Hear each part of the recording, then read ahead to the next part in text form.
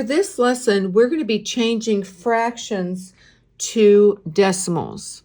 Remember, when we change a fraction to a decimal, our life is going to be really easy if we can get a denominator of a 10, 100, even possibly 1,000.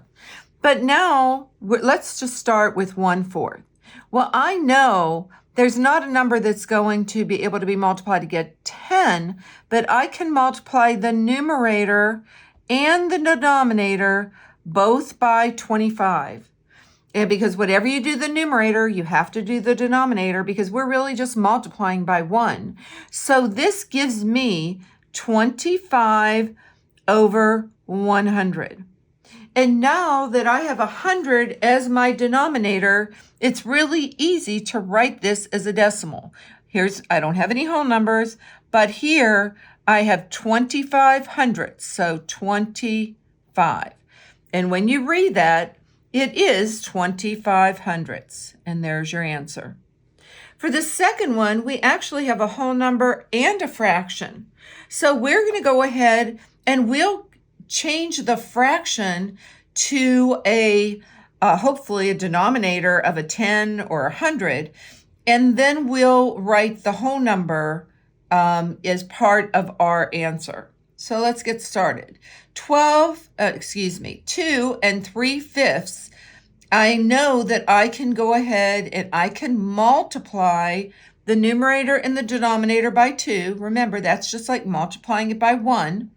So I'm going to bring my whole number over here, just bring it over, and 3 times 2 is 6, and 5 times 2 is 10. So now I have 2 6/10. Well, here's my whole number of 2, and now I'm going to write 6/10, and we know that's just 1 decimal place. So there is your answer written as a decimal. Well, sometimes we have a denominator that it does not work when you're multiplying it by a 10 or 100. So 5/8, this is where you do a little division problem. This is read 5 divided by 8. So the 5 will always go in your numerator in your division box, and we're dividing by 8. And we expect our answer to be less than 1 whole, right? Because 5/8 is less than 1 whole. So I'm putting my decimal point here, and I am bringing it up. Well, we know 8 does not go into 5, but I'm going to add a 0. So now 8 does go into 50 6 times.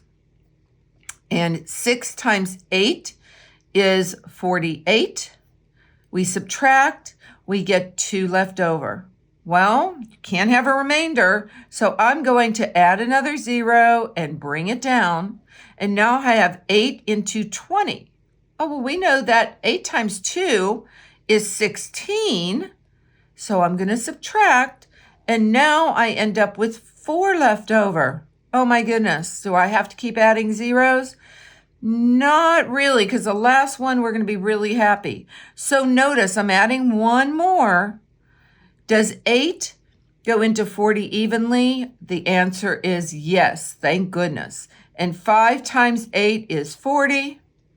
And when we subtract, you have 0 left over.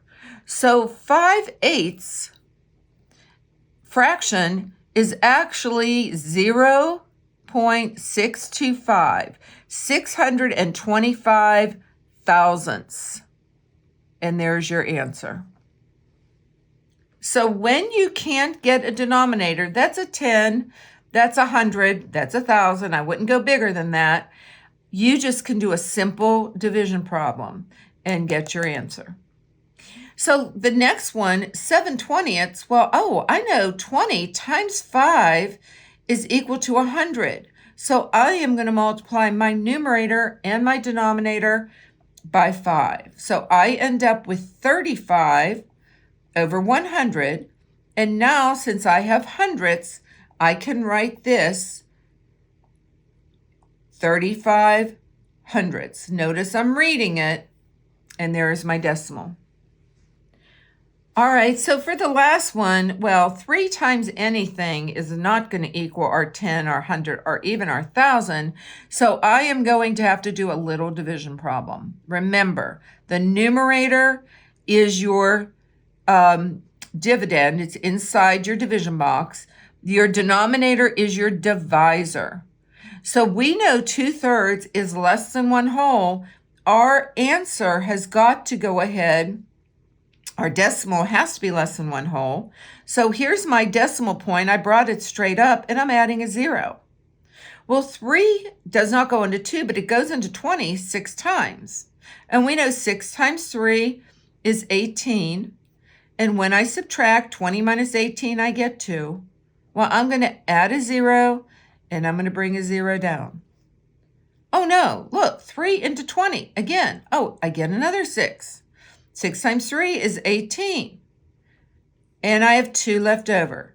You probably see, I'm going to do it one more time just to show you that we're going to keep getting the same number up in our quotient. So 3 into 20 is 6. 6 times 3 is 18. And we will have it left over the same thing as we're going. This is called a repeating decimal.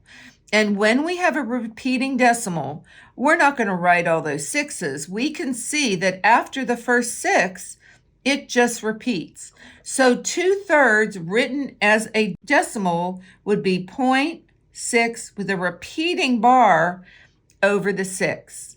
So that is 6/10 repeating. If this video was helpful to you today, please add a like, comment, and most importantly, subscribe for more Math with Marcia. See you again soon.